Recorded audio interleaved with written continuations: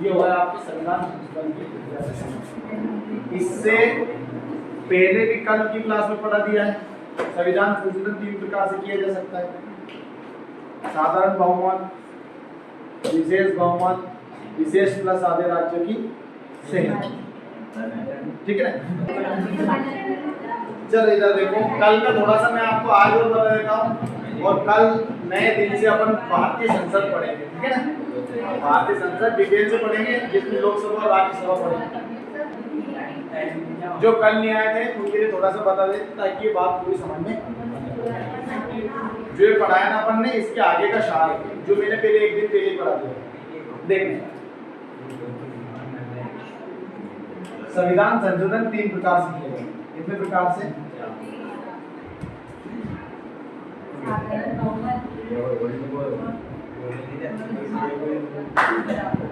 ध्यान रखना है आपको, आवाज नहीं। इधर संविधान संशोधन कितने प्रकार से? 3। परंतु भाग 20 का क्या नाम है? संविधान संशोधन। कौन से देश से लिया गया है? साउथ अफ्रीका से, यानी दक्षिण अफ्रीका से। ठीक है, इसमें एक अनुच्छेद है, अनुच्छेद 368 में 2 प्रकार से बताया गया है संविधान संशोधन। कौन कौन से? विशेष बहुमत और एक विशेष बहुमत प्लस आधे राज्यों की सीमा।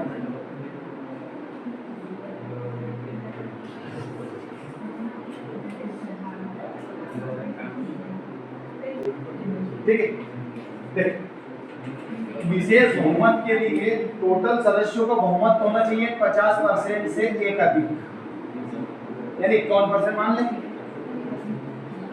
प्लस जिस दिन जितने सदस्य उपस्थित हैं, जितने मतदान कर रहे हैं, उसका 2/3।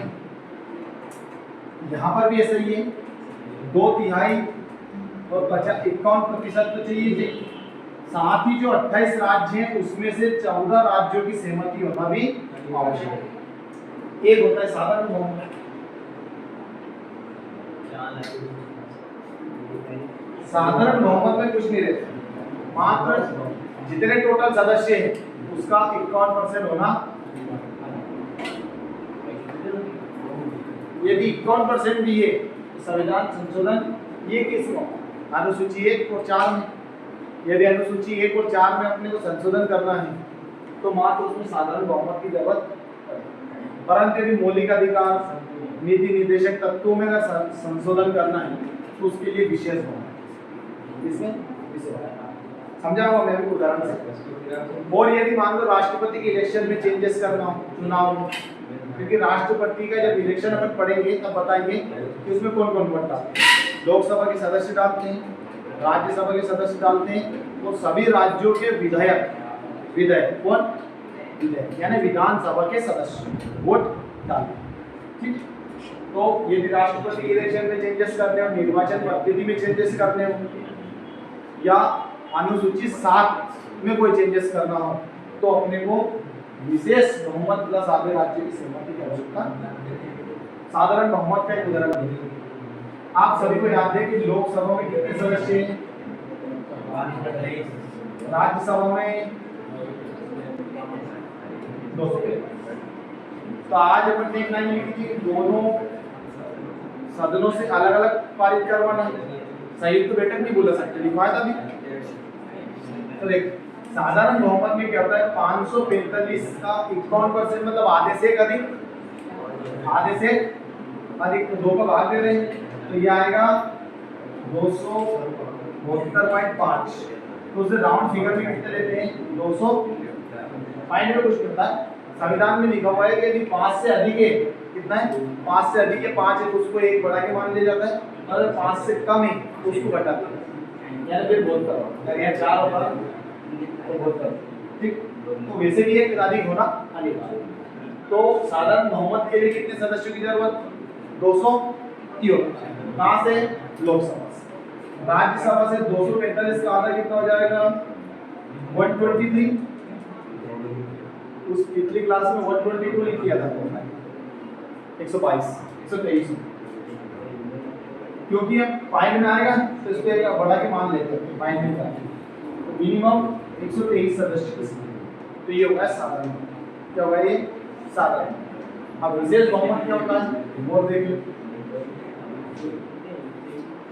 यहाँ पर दो बातों का ध्यान रखें।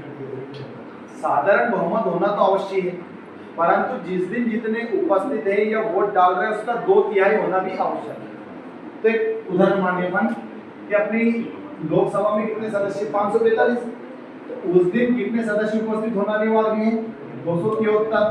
तो 273 ही क्यों लिखा क्योंकि ये साधारण बहुमत है यानी आधे से एक अधिक उपस्थित होना तो अनिवार्य है। आए समझ में।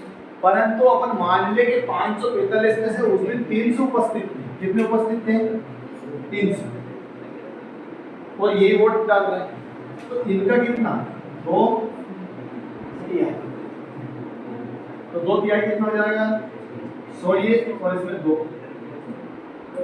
फिर 300 सदस्यों में से 200 को क्या करना है यस क्या करना है यस ध्यान देना है। साधारण बहुमत है कि नहीं 200 से अधिक 300 यानी 273 से अधिक उपस्थित है कि नहीं है और मान लेते हैं कि उस दिन 300 उपस्थित है 300 उपस्थित है तो उसमें से 200 को हाँ करना अनिवार्य। चलो और भी अच्छा मान लेते हैं कि उस दिन 545 के 545 ही उपस्थित है तो बताइए 273 से ज्यादा हुए कि नहीं यानी साधारण बहुमत हो गया। अब जो उपस्थित है ये मतदान कर रहे हैं उसका कितना 2/3 तो 2/3 इसमें भाग दे दो 2 करना 2 8 और यहाँ भी करना है 1 into 2 यानी उस दिन 362 व्यक्तियों को उस विधेयक के पक्ष में हाँ करना अनिवार्य। समझ नहीं आ गया एक बार कर्तव्य मौलिक कर्तव्य में संशोधन कर रहे हैं तो उसके लिए अपने विशेष बहुमत की जरूरत है और विशेष बहुमत का 2 लाइन देता है। साधारण बहुमत को उपस्थित होना अनिवार्य है यानी 273 से अधिक कम उपस्थित है तो उस विधेयक के संशोधन पे चर्चा ही नहीं परंतु उस दिन अपन मान लेते हैं 545 में कितने उपस्थित हो सकते हैं तो उस दिन अपन ने 2 उदाहरण माने एक हो सकता है उस दिन 300 उपस्थित है तो बताइए 273 से अधिक उपस्थित है तो उस दिन 200 व्यक्ति यहाँ चाहिए। अब मान लिया उस दिन 545 के 545 ही उपस्थित थे तो 273 से अधिक होगा यानी साधारण बहुमत होगा। अब उस दिन फिर 362 व्यक्तियों की यहाँ होना ये होता है विशेष। तीसरी प्रोसेस क्या कहती है विशेष बहुमत प्लस आधे राज्यों की सहमति। तो विशेष बहुमत तो यही सही ये तो होना ही चाहिए। साथ ही जो 28 राज्य हैं उसमें से 14 राज्यों के विधानमंडलों विधानमंडल विधानसभा और विधान परिषद से मिलकर बना होता है परंतु 5 राज्यों में ही अभी विधान परिषद बाकी सभी विधानसभा तो इनमें भी साधारण बहुमत से पारित होना